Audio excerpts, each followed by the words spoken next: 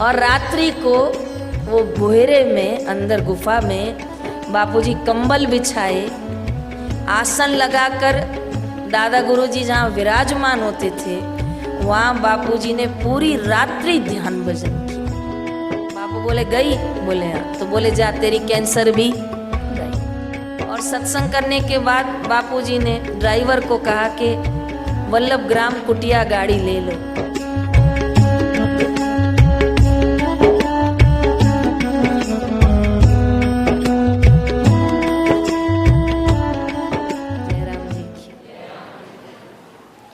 कभी आपकी अलवर के साइड यात्रा हो ना, तो आप अलवर से 20 किलोमीटर आगे चले जाना और कैथल पूछना, और कैथल जाके आप वल्लभ ग्राम पूछिएगा। छोटा सा गांव है जो दादा गुरुजी लीलाशाह के हाथों से सिंधी समाज के लिए बसाया गया है। वहाँ पर दादा गुरुजी की एक कुटिया है जो नीचे सीढ़ी उतर के आपको अंदर जाना पड़ेगा। करीब 5-7 साल पहले पूज्य बापूजी अलवर सत्संग करने आए थे, और सत्संग करने के बाद बापूजी ने ड्राइवर को कहा कि वल्लभ ग्राम कुटिया गाड़ी ले लो। लेकिन पता नहीं जहाँ शक्कर होती है वहाँ चींटियाँ पहुँच जाती हैं, जहाँ महापुरुष होते हैं वहाँ पता चल जाता है। अभी बापूजी वल्लभ ग्राम पहुँचे ही थे तो पूरे साधक इकट्ठे हो गए वहाँ, और सभी ने बापूजी को घेरा कर दिया।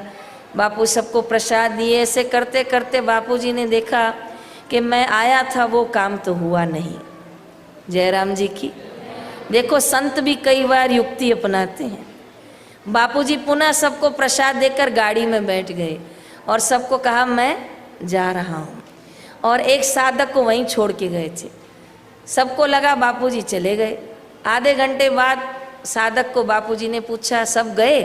कहा जी सब चले गए। बापू फिर से आ गए, और रात्रि को वो बोहरे में अंदर गुफा में बापूजी कंबल बिछाए, आसन लगाकर दादा गुरुजी जहाँ विराजमान होते थे वहाँ बापूजी ने पूरी रात्रि ध्यान भजन किया।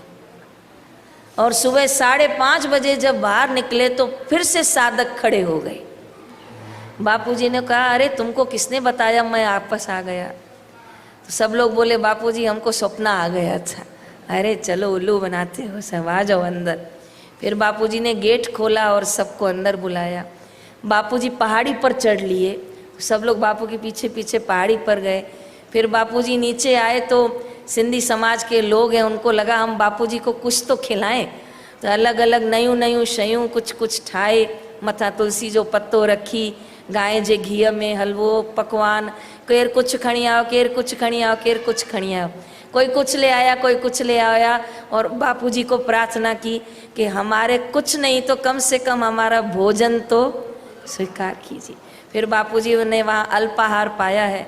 और जब मैं अभी 4-5 दिन पहले वहीं सत्संग था तो वहाँ का एक साधक बता रहा था कि मैं जब बापूजी के नज़दीक गया तो मेरी आंखों में आंसू थे।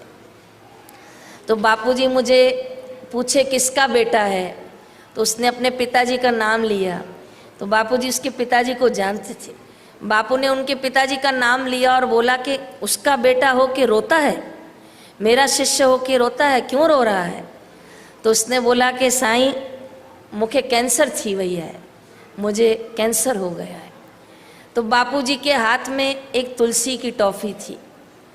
बापूजी आंखें बंद किए और जो बापूजी ने संकल्प करना था किया, और बापूजी ने ऐसे करके जिसको कैंसर थी उसकी ओर फेंका। वो फेंका तो सीधी उसकी जेब में चली गई। तो बापूजी नीचे देखे गिरी तो नहीं है। फिर उसको पूछा जेब में गई कि नीचे गिरी? तो बोला साईं खीसे में वही जेब में गई। बापू बोले गई? बोले हाँ। तो बोले जा तेरी कैंसर भी गई। वो अभी भी जीवित हैं और बता रहे थे कि अभी भी डॉक्टर के पास जाता हूँ तो डॉक्टर कहते हैं हमारी साइंस पूरी हुई और तुम्हारे गुरुजी का आशीर्वाद शुरू हुआ। आशीर्वाद लो और चलते बनो। आशीर्वाद के आगे साइंस की कोई गिनती नहीं है। तो आज भी वो साधक जीवित हैं और बापू की कृपा से उनको आयुष्य का दान मिला है। तो इस धरा पर वो बड़े भाग्यशाली हैं जिनको महापुरुषों का सानिध्य मिलता है, जिनको महापुरुषों की संगति मिलती है, महापुरुषों के चरणों में बैठ के जिसको सत्संग सुनने का लाभ मिलता है।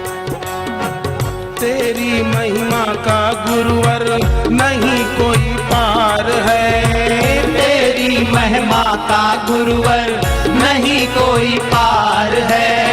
साधक की साधना का तू ही आधार है, ओ साधक की साधना का तू ही आधार है। सार्थक है मेरा जीवन जो कि बस तेरे चिंतन में, सार्थक है मेरा जीवन जो कि बस तेरे चिंतन में। श्रद्धा रहे अखंड तेरे चरणों में, ओ जोगी श्रद्धा रहे अखंड तेरे चरणों में। मेरे जोगी श्रद्धा रहे अखंड तेरे